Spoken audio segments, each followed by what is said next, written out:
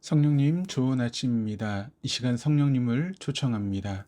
오늘도 내 안에 오셔서 하나님을 기쁘시게 해드릴 것을 소원하게 해주세요. 오늘 말씀을 통해 구체적으로 무엇을 해야 할지를 깨닫게 해주세요. 깨달은 것을 삶 속에서 실천할 수 있도록 도와주세요. 아멘. 오늘 함께 나누실 하나님 말씀은 마가복음 15장 1절에서 15절까지의 말씀입니다. 역사상 가장 불의한 재판을 꼽는다면 빌라도가 예수님께 내린 사형 판결이었습니다. 대제사장들과 장로 또 서기관들이 모인 공회는 예수님이 하나님을 모독했다라고 하는 종교적인 죄로 사형에 해당한다고 결정했지만 실제로 사형을 집행할 권한이 없었습니다. 왜냐하면 당시 유대나라는 로마의 식민지였기 때문에 로마의 총독인 빌라도의 허락을 받아야만 했기 때문입니다. 3절을 보면 대제사장들은 계속해서 예수님을 고발하지만 예수님은 그들의 고발에 아무런 대답을 하지 않으십니다. 그래서 4절을 보면 보다 못한 빌라도는 예수님에게 아무 대답도 없느냐, 그들이 얼마나 많은 것으로 너를 고발하는가 보라 라고 말하지만 예수님께서는 여전히 아무런 대답도 하지 않으셨습니다. 또한 5절을 보면 아무런 대답도 하지 않으시는 예수님을 보고 있었던 빌라도가 놀랍게 여겼다라고 합니다. 이 말은 예수님이 유대인의 왕이 되어 폭동을 일으킬 만한 사람이 못 된다라고 빌라도가 생각했다는 것입니다. 빌라도는 머리회전이 빠른 사람이었기에 자기를 고발하는 사람들에 대해 아무런 말씀도 하지 않는 예수님이 사람들을 선동하여 로마에 반역을 할 사람이 되지 못한다라고 하는 것을 잘 알고 있었던 것입니다. 그런데 당시에는 명절이 되면 백성들이 원하는 대로 죄수 한 사람을 풀어주는 관습이 있었습니다.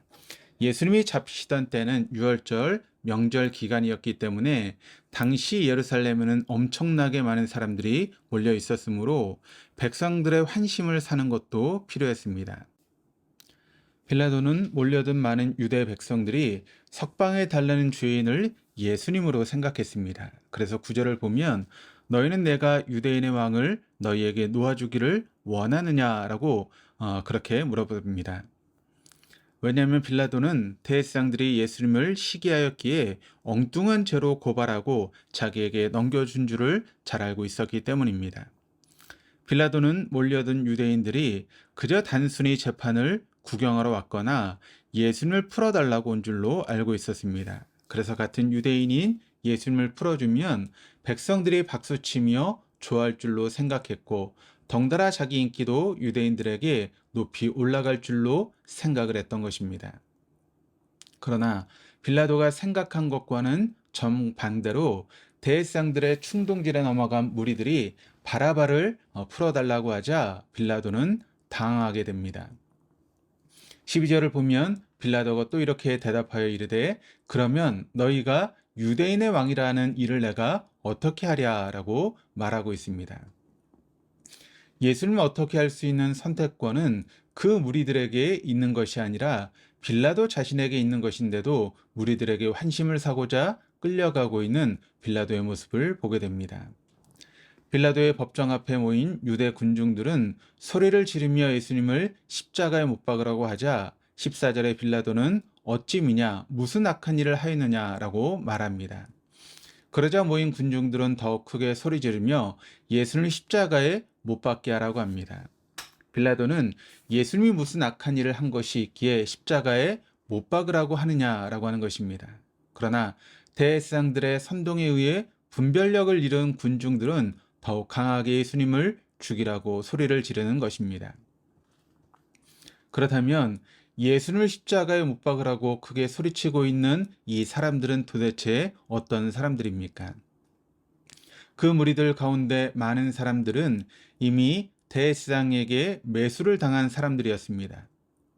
가룟 유다가 대제사장에게 매수를 당해 예수님을 배신한 것처럼 많은 사람들이 대제사장에게 매수를 당해 동원된 것이었습니다. 그러나 그들 가운데는 불과 일주일 전까지만 하더라도 예수님이 어린 나귀를 타고 예루살렘에 들어오셨을 때 자기들의 겉옷을 길에 펴며 예수님을 환영했던 사람들도 있었습니다. 즉 한때는 예수님을 환영했던 사람들이 이제는 예수님을 죽이라고 소리치는 사람들이 된 것입니다. 참 지도자가 누구인 줄도 모르고 분별력 없이 군중 심리에 휩싸여 살아가는 무리들의 모습이 우리 안에도 숨어 있는지 모릅니다. 예수님이 죄가 없으신 줄 알면서도 군중들의 압력에 못 이겨 아우성치는 소리 때문에 자기 자리를 지키고 출세를 위해 양심을 포기하는 빌라도의 지극히 계산적인 모습이 우리 안에 숨겨 있는지도 모르는 것입니다. 15절을 보면 빌라도가 무리에게 만족을 주고자 하여 바라바를 놓아주고 예수는 채찍질하고 십자가에 못 박히게 넘겨주니라 라고 말씀합니다. 빌라도는 예수님이 죄가 없음을 잘 알고 있었습니다. 그러나 자기 앞에 모인 군중들의 요구를 들어주지 않으면 폭동이 일어날 것 같아 그들을 진정시키고자 결국은 예수님을 채찍질하고 십자가에 못 박으라고 넘겨주는 것입니다. 빌라도는 그날 자신이 이 선택이 자신의 인생에 있어, 아니 역사에 있어 그토록 치욕적인 선택이 될 줄은 꿈에도 몰랐을 것입니다. 훗날 빌라도는 로마의 소환을 당하게 되고 자살로 그 생을 마치게 됩니다. 빌라도의 잘못된 선택으로 인해 그의 일생뿐만 아니라 그 이름 역시 치욕적인 이름으로 남게 된 것입니다. 우리가 하루하루 살아간다라고 하는 것은 한편으로는 빌라도처럼 어떤 것을 선택하며 살아가고 있는 것입니다. 그런데 중요한 선택일수록 거기에는 그 사람의 평소에 생각하는 방식과 가치관이 담겨 있는 것입니다. 밑에는 사람들은 주말이 되면 직장 생활이나 여러 가지 일로 쌓인 스트레스를 풀기 위해 등산을 가고 여행을 가기도 합니다. 그러나 교우님들은 주일날에 예배당으로 나와 말씀을 듣고 함께 신앙의 교제를 나눕니다. 토요일과 주일에 걸쳐 여행을 가는 대신에 교회 예배당으로 나오는 선택을 하는 것입니다. 빌라도는 예수님을 십자가에 못 박으라고 하고 대신에 바라바를 놓아주는 선택을 했습니다. 그 이유가 15절을 보면 무리에게 만족을 주고자 함이었다라고 하는 것입니다. 그렇지 않으면 폭동이 일어나게 되고 폭동이 일어나게 되면 빌라도는 유대 총독 자리에서 물러나게 되는 것입니다. 빌라도는 자신의 자리를 지키고 출세를 위해 그런 선택을 하고 있는 것입니다. 성난, 군중들을 달래는 것이 자신의 안정과 이익을 위해 유리하다라고 판단을 한 것입니다. 빌라도는 분명 예수님이 죄가 없음을 잘 알고 있었습니다. 대제사장들이 예수님을 시기하여 거짓으로 고발하는 것도 알고 있었고 몰려든 사람들이 예수님을 십자가에 못 박으라고 소리치자 무슨 악한 일을 하였기에 십자가에 못 박으라고 하느냐고 말한 빌라도였습니다. 그러나 빌라도는 결국 자신의 출세를 위해 자신의 자리를 지키고자 자신의 양심에 반대되는 선택을 한 것입니다. 빌라도의 그 선택은 자신을 영원한 파멸로 이끌어간 선택이었습니다. 우리가 과연 누구를 중심으로 하는 선택을 하며 누구를 기쁘게 하는 선택을 하느냐에 따라 우리 인생의 방향이 크게 달라지게 된다는 것입니다. 우리가 무엇을 얼마나 더 얻기 위해서 선택을 하며 살아가는 것보다는 누구를 중심으로 누구를 위해 선택을 하며 살아가는 것이 인생의 본질적인 문제라는 것입니다.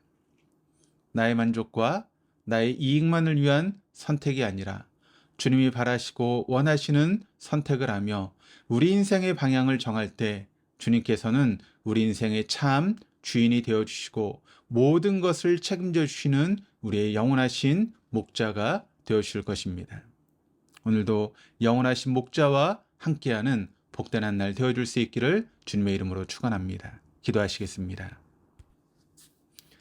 살아계신 하나님 아버지, 우리가 주님을 믿는다고 하지만 때론 우리의 숨겨진 모습 가운데 내 자신의 이익과 안정과 출세만을 위한 빌라도의 모습과 군중 심리에 휩싸여 예수님을 십자가에 못 박으라고 소리치는 무리들의 모습이 있음을 발견하게 합니다. 하나님, 그러하기에 우리로 하여금 세상의 시류에 휩쓸려 살아가지 말게 하시고 나의 유익과 만족을 위한 선택이 아니라 우리 인생의 참된 주인이 되신 주님을 중심으로 하고 주님을 기쁘시게 할 수 있는 선택을 하게 하사 오늘 이 하루도 주님이 우리의 참 주인 되시고 영원하신 목자가 되시는 인생을 살아갈 수 있도록 인도하여 주옵소서. 감사드리며 예수 그리스도 이름으로 기도드립니다. 아멘.